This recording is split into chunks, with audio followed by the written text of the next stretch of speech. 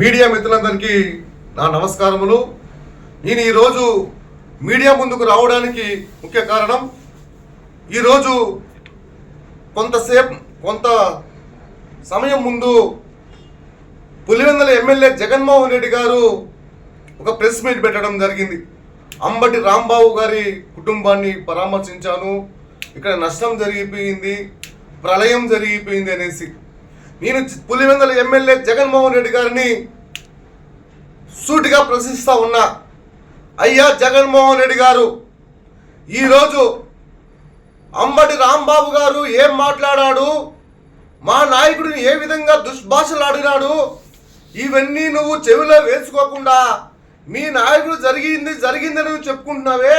అయినప్పటికీ కూడా దాన్ని కూడా నువ్వు నాయకుడు పోయావు, పరామర్శించావు, ఓకే, కాదనడం లేదు.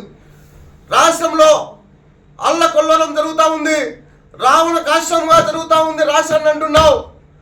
జగన్మోహన్ రెడ్డి అంటున్నావు కదా, రా ఆంధ్రప్రదేశ్ రాష్ట్రంలో ఏ ఒక్క మారుమూల ప్రాంతాలకైనా ఏ ఒక్క నియోజకవర్గానికైనా రా, మేము ఒక కార్యకర్తలు వస్తాం. నీవు రా, పడదాలు ముందులాగా పడదాలు లేవు, ఎక్కడికైనా స్వేచ్ఛగా వెళ్ళొచ్చు. నువ్వు ముందు ఒక ప్రోగ్రాం పెట్టుకోవాలంటే పడదాల మధ్యలో పోయే సంస్కృతి నీది. ఈరోజు మా కూటమి ప్రభుత్వం ఉంది, మా ముఖ్యమంత్రి నారా చంద్రబాబు నాయుడు గారు ఆ విధంగా పోవడం లేదు. నువ్వు ఆంధ్రప్రదేశ్ నుంచి నల్లమూల నుంచి తిరిగి చూడు, అభివృద్ధి అనేది చేసి చూపిస్తున్నాం. ఈరోజు నువ్వు అబద్ధాలు కోరంటావా మా నాయకుడిని? ఏం మాట్లాడుతున్నావయ్యా? దయ్యాలు వేదాలై నవ్వుతున్నాయి. ఆంధ్రప్రదేశ్ రాష్ట్రంలో 5 కోట్ల మంది ఆంధ్రులు కూడా నారా చంద్రబాబు గారి నాయకత్వంలో కూటమి ప్రభుత్వంలో 5 కోట్ల మంది ఆంధ్రులము హ్యాపీగా ఉన్నాము. మా బిడ్డల భవిష్యత్తు బాగుపడుతున్నాయి. అమరావతి రాజధాని పరుగులు పెడుతూ ఉంది, పోలవరం పరుగులు పెడుతూ ఉంది.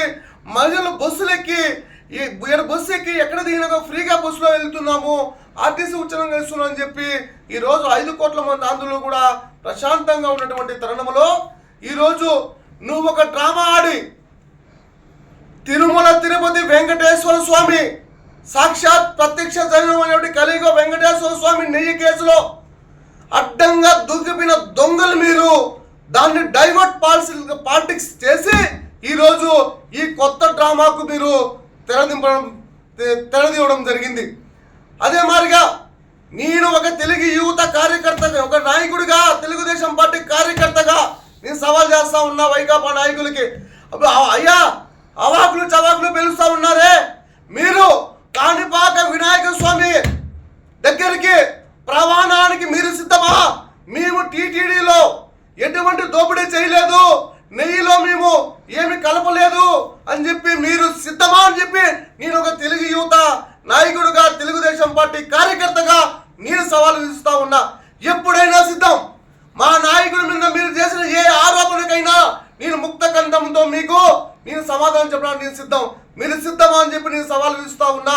అయ్యా జగన్మోహన్ రెడ్డి, ఈరోజు నువ్వు ఎక్కడి నుంచో ర్యాలీ చేసుకొని పోయి నీ చెంచా గుండాలు పిచ్చుకొని పోయి నువ్వు వెళ్ళావే.